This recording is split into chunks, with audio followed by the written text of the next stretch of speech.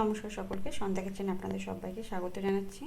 আশা করছি আপনারা সবাই ভালো আছেন আর সুস্থ আছেন। তো আজকে আমি আপনাদের সাথে শেয়ার করব খুব কম সময়ে কী করে মাছের ঝোল রান্না করা যায়।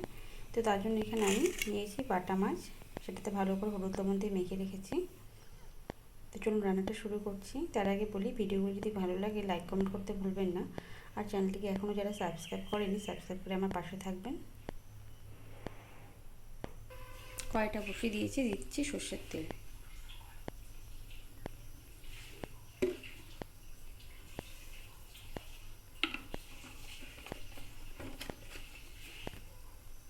তেলটা গরম হয়ে গেছে, মাছগুলোকে ভেজে নেব।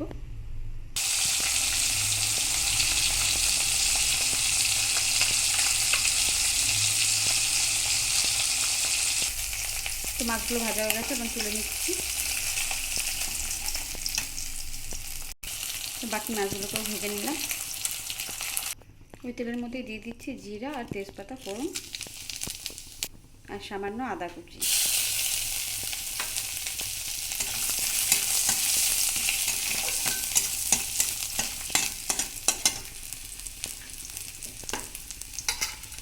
এবার আলু আর পেঁয়াজটা একসাথে কেটে রেখেছিলাম, সেটা দিয়ে দিচ্ছি।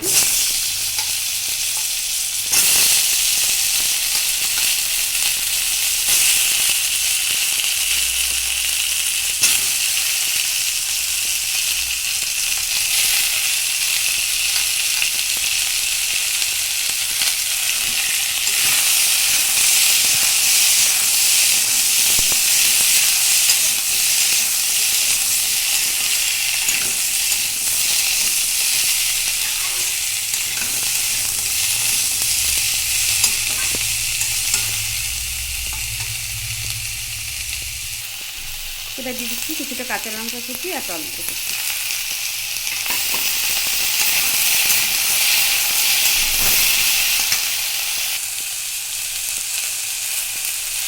দিচ্ছি সামান্য হলুদ।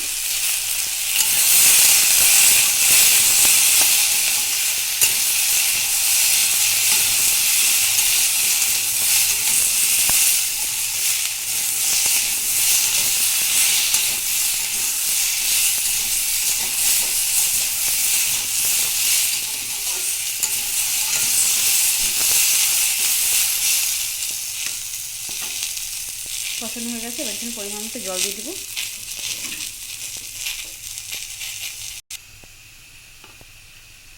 দিয়ে দিচ্ছি স্বাদ অনুসারে লবণ। আর এই রান্নাতে কিন্তু কোনো রকম বাটা মশলা আমি ব্যবহার করব না।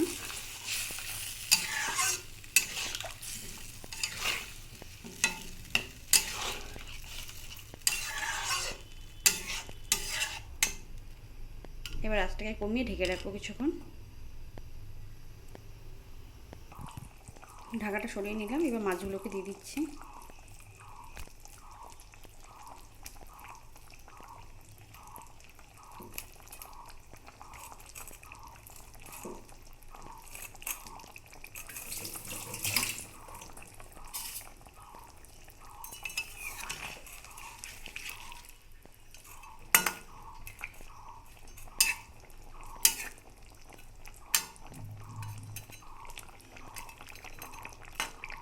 আবারও কিছুক্ষণ ঢেকে ফুটিয়ে নিলেই হয়ে যাবে।